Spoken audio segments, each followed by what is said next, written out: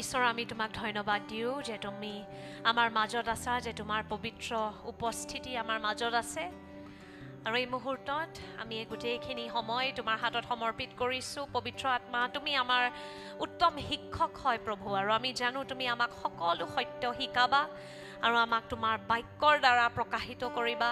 আমাৰ হৃদয় সলনি হ'ব প্ৰভু যীশু, আৰু আজিৰ পৰা আমি সকলোৱে নিজৰ এই নতুন জীৱনটো খ্ৰীষ্টৰ দ্বাৰা আমি যাপন কৰিবলৈ গৈ আছোঁ ধুনীয়া ধৰণত প্ৰভু যীশু। এই গোটেইখিনি সময় আমি তোমাৰ হাতত দিছোঁ, তুমি আমাক আগুৱাই লৈ যোৱা। যীশুৰ নামত আমি প্ৰাৰ্থনা কৰোঁ আৰু গ্ৰহণ কৰোঁ। আমেন, আমেন, আমেন। সকলোৱে জানেনে নাই যে ঈশ্বৰৰ এটা বহুত বিশাল ৰাজ্য আছে? কিমানে জানে ঈশ্বৰৰ এটা বহুত ডাঙৰ ৰাজ্য আছে? আৰু এই ৰাজ্যখন আমাৰ মাজতে আছে। নিজৰ সাধাৰণ কেন্দ্ৰৰে চাব নোৱাৰে, কিন্তু যদি আত্মাত সাৰ পাই যায় আপুনি আচৰিত হ'ব কেনেকৈ এই ৰাজ্যটো ইমান দিন আমাৰ মাজত আছিলে কিন্তু আমি গম পোৱা নাছিলোৱে। যীশুখ্ৰীষ্টই কৈছিলে এই ৰাজ্যটো দেখা পাবলৈ কিবা এটা কৰিব লাগিব, আৰু আজি আমি সেইটোৰ বিষয়ে শিকিবলৈ গৈ আছোঁ। আমি কি ভাবোঁ? আমি ভাবোঁ যে যীশুৰ ৰাজ্যটো দেখিবলৈ বা জানিবলৈ আমি খ্ৰীষ্টিয়ান পৰিয়াল এটাত, খ্ৰীষ্টিয়ান ধৰ্মত জন্ম ল'লেহে এইটো সম্ভৱ হয়, নহ'লে আমি এইটো কেতিয়াও দেখা পাব নোৱাৰোঁ। এইটো আমাৰ কাৰণে নহয় বুলি আমি ভাবোঁ, হয়নে? কিন্তু আপুনি যদি বাইবেল পঢ়ে, যীশুখ্ৰীষ্টই কেতিয়াও এটা ধৰ্ম স্থাপিত কৰিবলৈ অহা নাছিলে। যীশুৱে কি কৰিবলৈ আহিছিলে? যীশুৱে মৰা মানুহক সাৰ পাবলৈ আহিছিলে, মৰা মানুহক নতুন জীৱন দিবলৈ আহিছিলে। আমেন। মোৰ লগত কওক, নতুন জীৱন। আমেন। নতুন এটা ধৰ্ম দিবলৈ অহা নাছিল। প্ৰব্লেমটো কি হৈ গৈছে? বাইবেলত যেতিয়া খ্ৰীষ্টিয়ান শব্দটো প্ৰথম ব্যৱহাৰ কৰা গৈছিল পাচনিত, সেইবোৰ মানুহৰ কাৰণে ব্যৱহাৰ কৰা গৈছিল যোনে পুৰা হৃদয়েৰে যীশুৰ অনুসৰণ কৰিছিলে। তেওঁলোকে যীশুৰ কাৰণে নিজৰ প্ৰাণৰ বলিও দি দিয়ে। সেনেকুৱা মানুহক আমি খ্ৰীষ্টিয়ান বুলি কওঁ। আজিকালি সেই শব্দটোৰ অৰ্থটো বহুত কমি গৈছে। এনেকুৱা হৈ গৈছে যেনিবা ৰসত আমি পানী মিলাই দিয়াৰ নিচিনা। বহুত বুজি পাইছে নহয়, মিক্স হৈ গৈছে। এতিয়া খ্ৰীষ্টিয়ান বুলি ক'লে খ্ৰীষ্টিয়ান আৰু এই ধৰ্ম এটা, আৰু ইমান একো ডাঙৰ কথা নহয়। কিন্তু যীশুৱে কৈছিলে যে যদি মোৰ ৰাজ্যটো তোমালোকে চাবলৈ বিচাৰা খ্ৰীষ্টিয়ান হ'ব লাগিব, মানে ধৰ্ম এটা ল'ব লাগিব বুলি কোৱা নাছিলে। যীশুৱে কৈছিলে নতুন এটা জন্মই ল'ব লাগিব। তুমি পুনৰবাৰ জন্ম ল'লেহে, পুনৰবাৰ নহয়, নতুন এটা জন্ম পুৰা, তেতিয়াহে তুমি মোৰ ৰাজ্যটো দেখা পাব পাৰা। আমেন। চ' আমি প্ৰথম আহক আমি যোহন 3 অধ্যায়ত যাম। এটা বহুত ধুনীয়া ঘটনা এটা আছে। এটা ধাৰ্মিক শিক্ষক এজন আছিল, তাৰ নাম আছিলে নিকোডিমাছ। মোৰ লগত কওক, নিকোডিমাছ। নিকোডিমাছে ইহুদী আইনবোৰ শিকাইছিলে। সি বহুত ভালদৰে ইহুদী ধৰ্মটোৰ বিষয়ে জানিছিলে।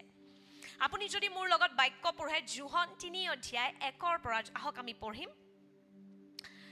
ফৰিচীসকলৰ মাজত নিকোডিম নামেৰে এজন লোক আছিল। তেওঁ ইহুদী পৰিষদৰ এজন অধিকাৰী আছিল। এদিন ৰাতি তেওঁ যীশুৰ ওচৰলৈ আহি ক'লে,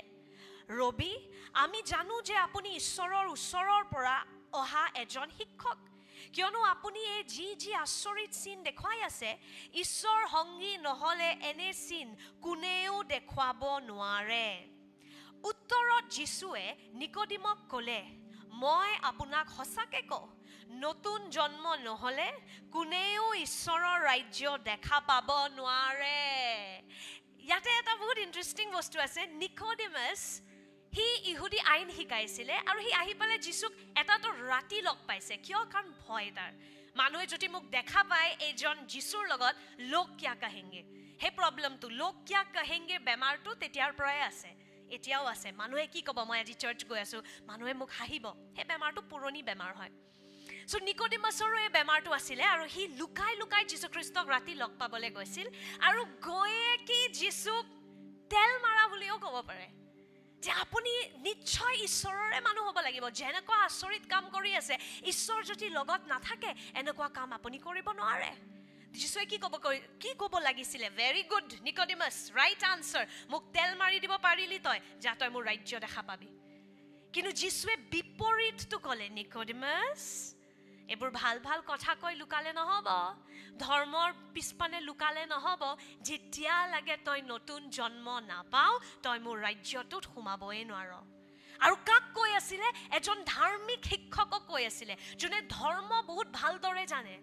সো যীশুৱে কৈ আছিলে নিজৰ ধৰ্ম আৰু নিজৰ কৰ্মৰ দ্বাৰা তুমি মোৰ ৰাজ্যখনত সোমাব নোৱাৰা মোৰ ৰাজ্যত যদি সোমাবলৈ আছে নতুন জন্ম এটা পাবলৈ লাগিব আমেন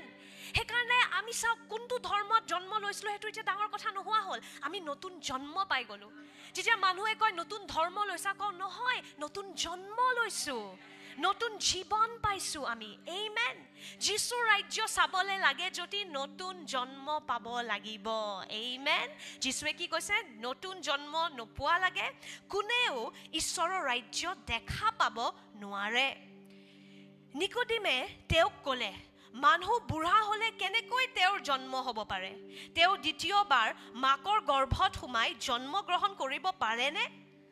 সো সি ইমান ডাঙৰ শিক্ষক কিন্তু সি কি প্ৰশ্ন সুধি আছে যে ये कैसे हो सकता है আমি বুঢ়া হলে কেনেকৈ মাতৃৰ গৰ্ভত আকৌ সোমাব পাৰো যীশুৱে উত্তৰ দিলে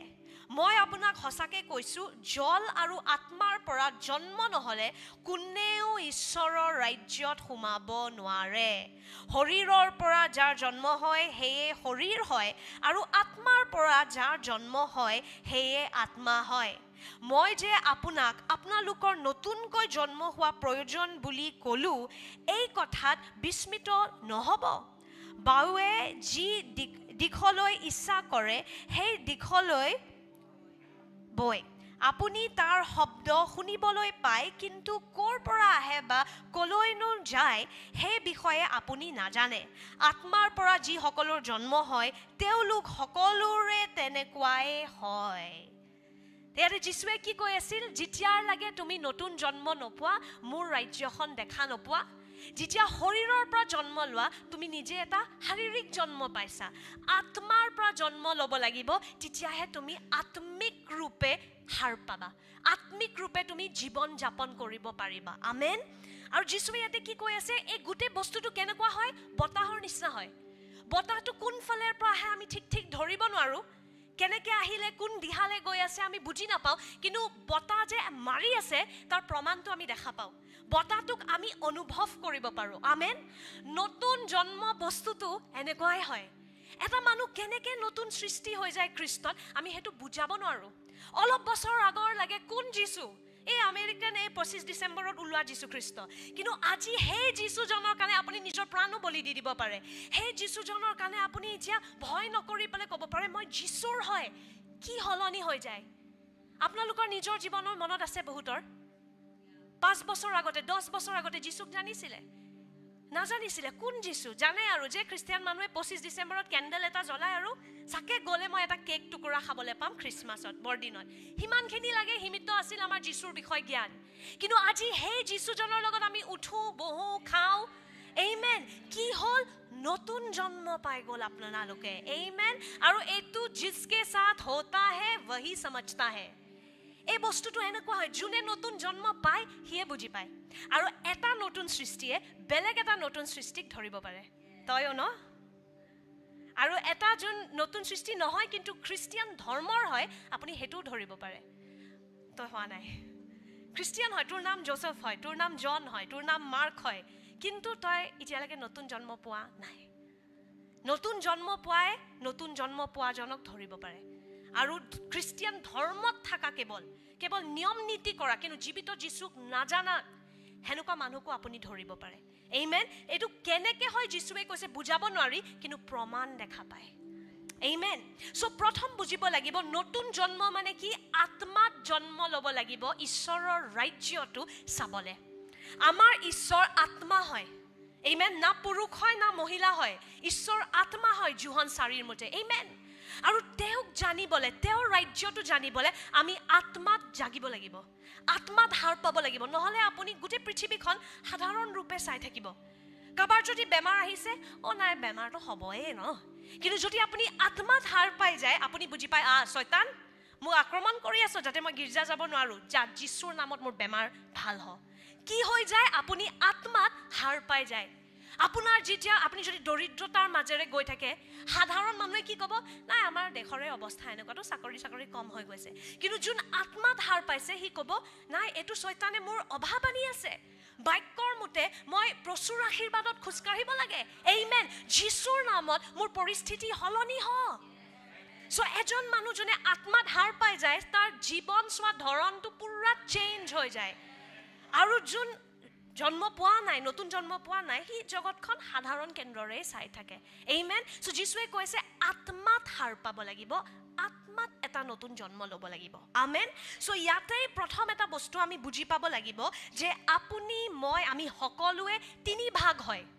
আমি এজনে ব্যক্তি হয় কিন্তু আমাৰ ভিতৰত আমাৰ তিনটা ভাগ থাকে যেনেকৈ আমাৰ ঈশ্বৰ এজনে হয় কিন্তু তেওঁৰো তিনটা ভাগ থাকে তেওঁ পিতৃ হয় পুত্ৰ হয় পবিত্ৰ আত্মাও হয় আমেন কিন্তু এজনে হয়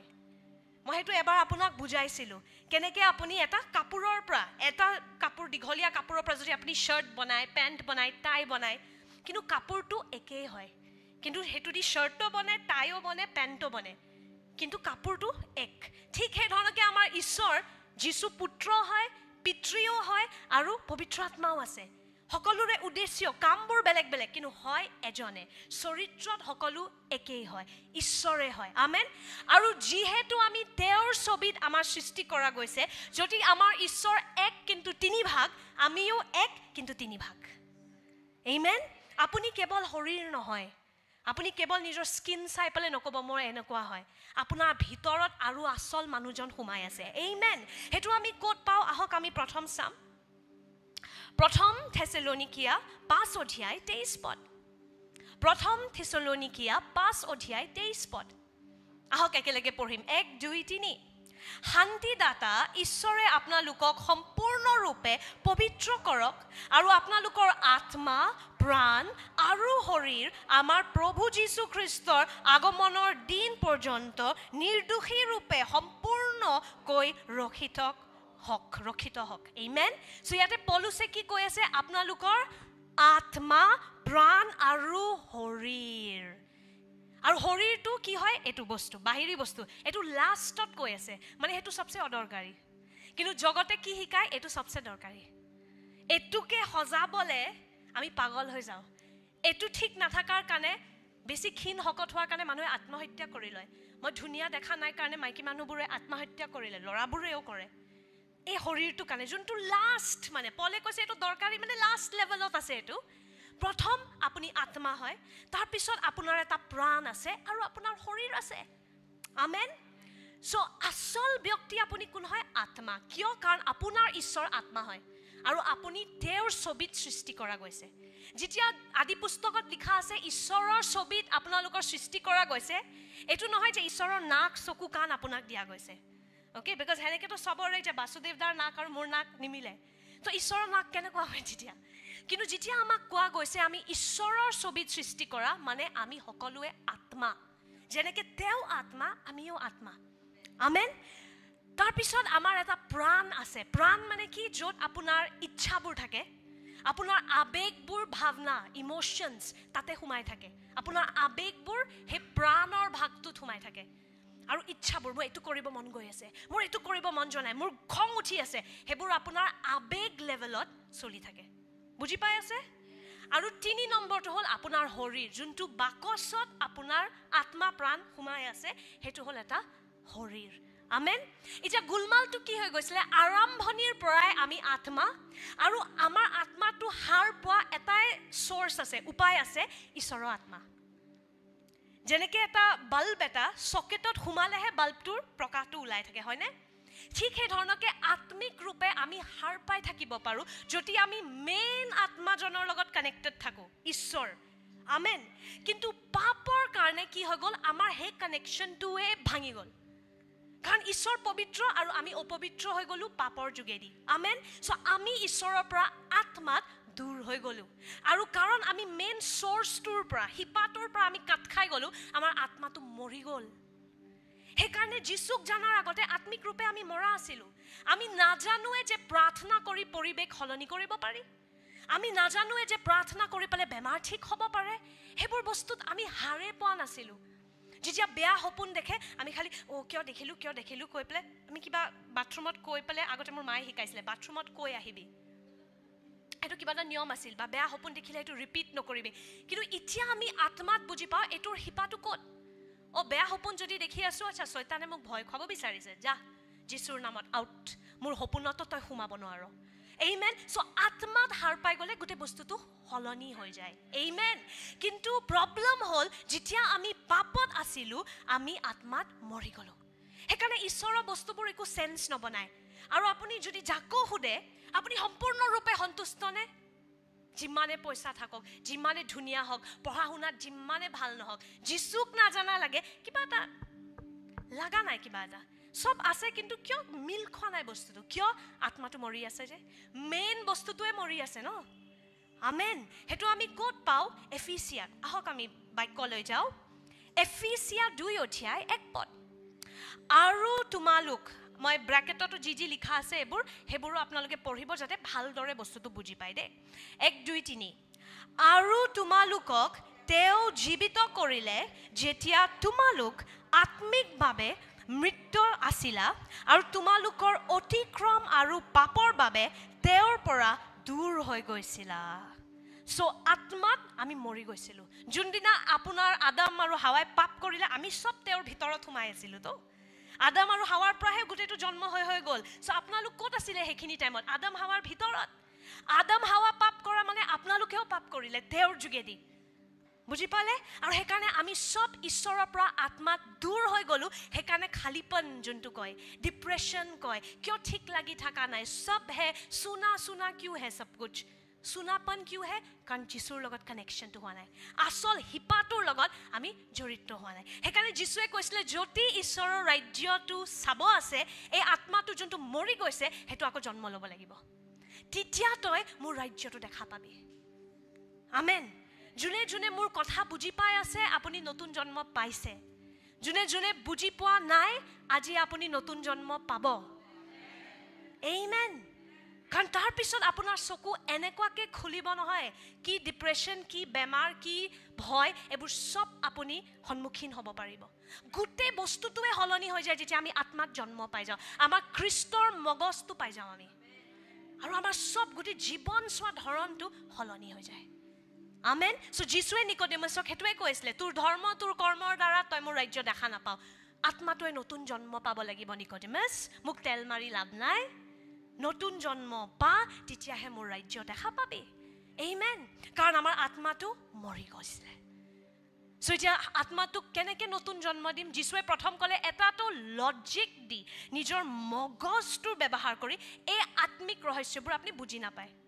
ঠিক আছে আমাৰ মগজটোৱে 2 + 2 4 কেলে হয় হেতু ভালদৰে বুজি নাপায় সো কোনবাই বুজাব পাৰে 2 + 2 4 কিয় হয় 5 কিয় নহয় আমি নাজানো 2 + 2 7 কিয় নহয় আমি বুজাব নোৱাৰো 2 + 2 4 হয় মানে হয় সো এই ছোটু মগজটোৰে আপুনি আত্মিক ৰহস্যবোৰ বুজি পাব নোৱাৰে আমেন হেকাৰণে যিশুৱে ক'লে বতাহটো যেনেকৈ আহে এফালে পৰা তই বুজিব নোৱাৰ নতুন জন্ম তই বুজিব নোৱাৰ কিন্তু অনুভৱ কৰিব পাৰ আমেন সো কেনেকে অনুভৱ কৰো নতুন জন্মটো আমি কেনেকে পাও হেতুৰ উত্তৰ আমাক যীশু খ্ৰীষ্টই দিয়ে আকৌ যোহন 3 অধ্যায় 5 পদ যিশুৱে উত্তৰ দিলে মই আপোনাক সঁচাকে কৈছো জল আৰু আত্মাৰ পৰা জন্ম নহলে কোনেও ঈশ্বৰৰ ৰাজ্যত সোমাব নোৱাৰে জল আৰু আত্মা বহুত মানুহে কয় জল মানে পানীৰ বাপ্তিস্ম ললে হেকাৰণে যে কিছুমান মানুহ দেখা নাই আপুনি একদম মানে বুজি পাইছে নাই বুজা পানীৰ বাপ্তিস্ম লৈ ল মানে এটলিষ্ট কিবাকে তো স্বৰ্গ গৈ পাবি কিন্তু একচুয়ালি বাক্যত লিখা নাই যে আপুনি পানীৰ বাপ্তিস্ম লৈ পৰিত্ৰাণ পায় ইয়াতে যোনটো পানী শব্দটো ব্যৱহাৰ কৰি আছে আপুনি বুজিব লাগিব যিশুৱে তাৰ নিকোডেমাছৰ লগত কেনেকৈ কম পাহেলি বুলি কেনেকৈ অসমীয়াত কি কম হাতৰ ব্যৱহাৰ কৰি পেলে বুজাই আছে আপুনি বুজি পাইছে ন প্যাৰেবল টাইপ মানে পানীটো লিটাৰেলি পানী নহয় আসলতে অৰ্থটো কিবা বেলেগ বুজাই আছে কাৰণ যিশুৱে জানে তই তো ধৰ্ম শিকাও না তই মোৰ কথা বুজিব লাগিব আৰু তাৰপিছত যিশুৱে পিছত নিকোডেমাছক কয় তই এখিনিও যদি বুজি পোৱা নাই তোক আৰু স্বৰ্গীয় ৰহস্য কোনে দিব নিকোডেমাছ তই ধৰ্ম শিকাই আছ তই এটো বুজি পোৱা নাই পানী আৰু আত্মা বুজি পোৱা নাই যিশুৱে তাক সহজেৰে বুজোৱা নাই তাক পৰীক্ষা লৈ আছিলে চাবলে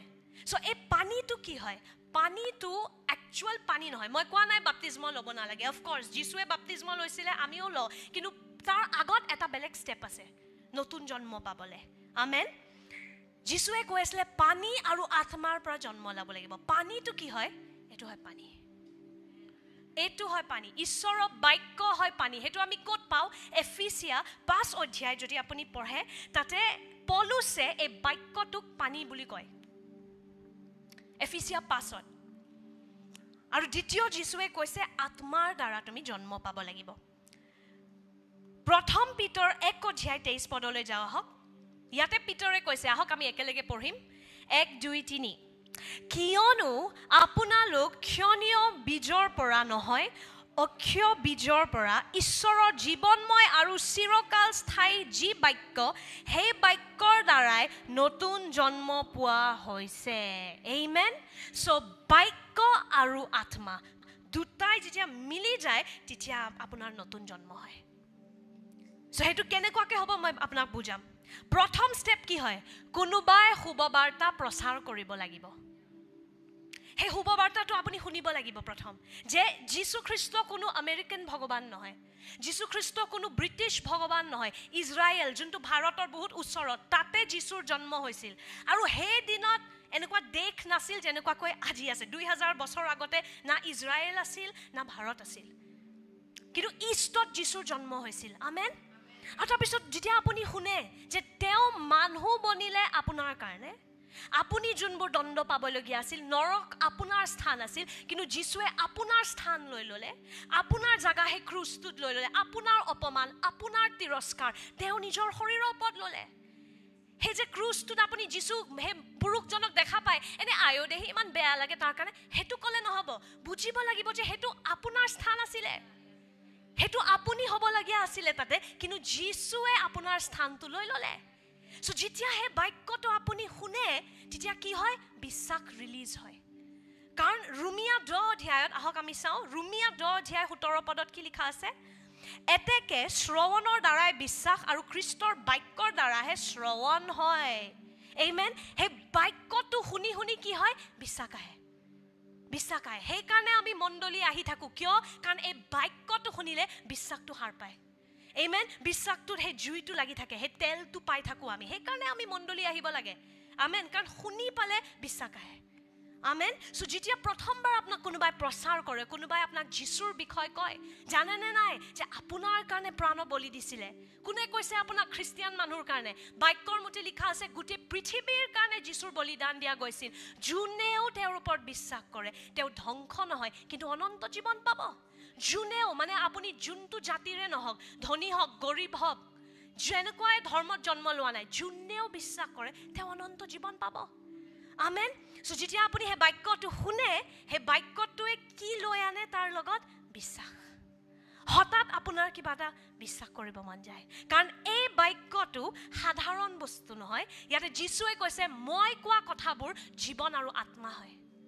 সো যীশুৰ বাক্যত এই শুভবাৰ্তাত কি সোমাই আছে জীৱন সোমাই আছে আত্মা সোমাই আছে সেইকাৰণে এই সত্যটো এই শুভবাৰ্তাটো কেতিয়াও পুৰণি নহয় আপুনি 1000 বছৰ আগতেও প্ৰচাৰ কৰিলে হেনেকুৱাই প্ৰমাণ দেখিব আজিও 2025ত আপুনি জেনজি গেনজি যাকে প্ৰচাৰ কৰে সবে কিন্তু আমাৰ মণ্ডলীত কিমানটা আজি জেনজি আহে আপুনি ইংলিছ সাৰ্ভিসত দেখা পাব গোটেইগাল জেনজি বহি থাকে কাৰণ এই শুভবাৰ্তাটো পুৰণি নহয় সব যুগে যুগে এই শুভবাৰ্তাটোৰ শক্তিটো সমানে থাকে